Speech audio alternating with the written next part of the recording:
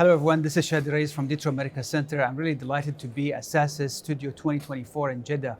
I have an esteemed panel with Dr. Hijazi, Najashi, and Dr. 𝕨 who is the chairman of the SASIS for this year. We're talking about adult congenital heart disease. Welcome to the show. Thank you, Shadi, and I would like to take this opportunity first to thank Wail and the organizing committee for putting up this impressive show. Absolutely. So with the growing age of people with adult congenital heart disease, now they're growing to adult phase, these procedures are becoming more famous. So I just want to have an idea where we are now in terms of the prevalence of the disease and what's the future of treating these patients. That's a great question, Shadi. As we all know, adult patients with congenital heart disease are growing every day, as a matter of fact.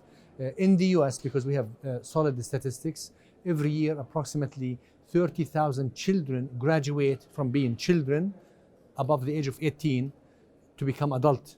And the total number of adults with congenital heart disease in the US exceeds now 1.2 million patients, which is more than the number of children. So we expect that the number of procedures that these patients will require over their lifetime will increase definitely. Absolutely. Dr. Najashi, now in the Saudi Arabia, what is the prevalence of the disease and is there a screening protocols for these patients? Yeah, so the background of congenital heart disease service here in Saudi Arabia started like late 70s with the first almost 100 case famous but done by a Melinda team in the Far East in our country in Khamis Mushat. So just imagine that all over these years there is every year there is a patient who's growing to become an adult, and then definitely the statistic is not as solid as we have in the state, but we know that also the major challenge of these patients are the shortage of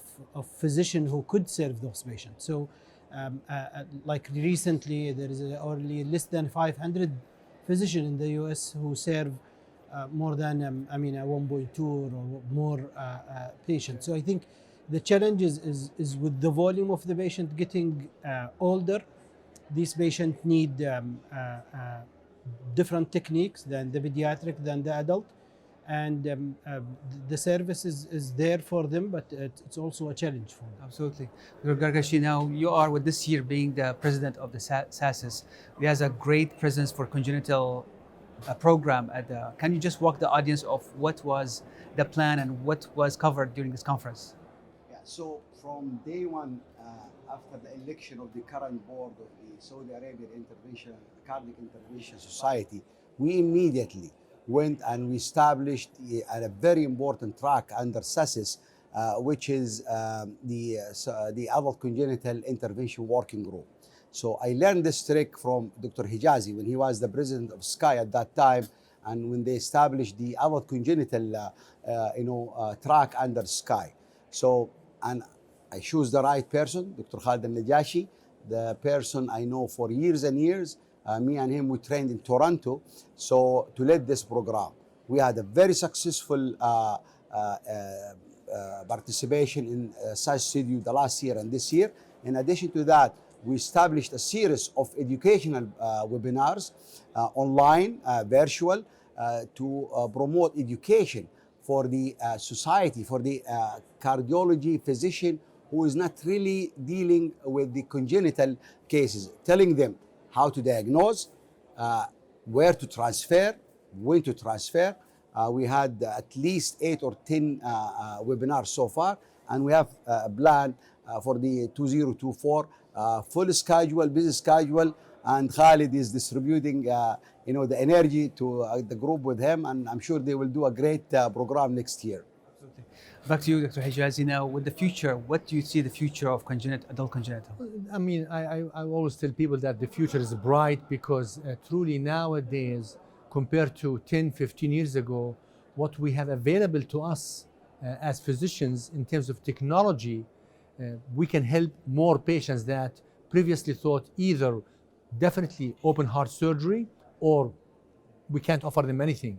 Nowadays in the cath lab, we offer these patients minimally invasive techniques via a catheter, and thanks to the development of novel technology, including percutaneous valves, All these things that actually were developed in the pediatric populations / congenital populations, and our colleagues in adult structural heart disease took them or learned from them to implement them on the adults that require TAVI and mitral valve clips and all of this. So the future for us is really good because more and more companies are interested in this special population and developing novel technology for them. So the patients are going to be well served.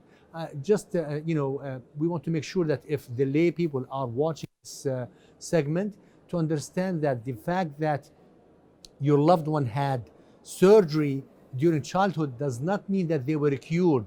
They require follow-up indefinitely, because long-term outcome still they develop other things that we don't see immediately or after 5 years or 10 years. It may take about 15, 20 years to see. So they need follow-up by a specialized doctor. And as Dr. Najashi said, the job of census is to educate the adult cardiologists who primarily do adult patients, coronary artery disease and valves, and not familiar with congenital, how to take care of these patients, and to educate the pediatric cardiologist that deals with little kids, how to take care of these patients and to transition these patients at about age 16 to 18 to an adult cardiologist with expertise in congenital heart disease. Yeah. Well, thank you so much for your time. Really appreciate your expertise and the comments. And for our audience, thank you for watching us on SASIS Studio 2024. I'm Shahid Reyes from Jeddah. I hope you can join us again next year in 2025. Thank you. Thank you.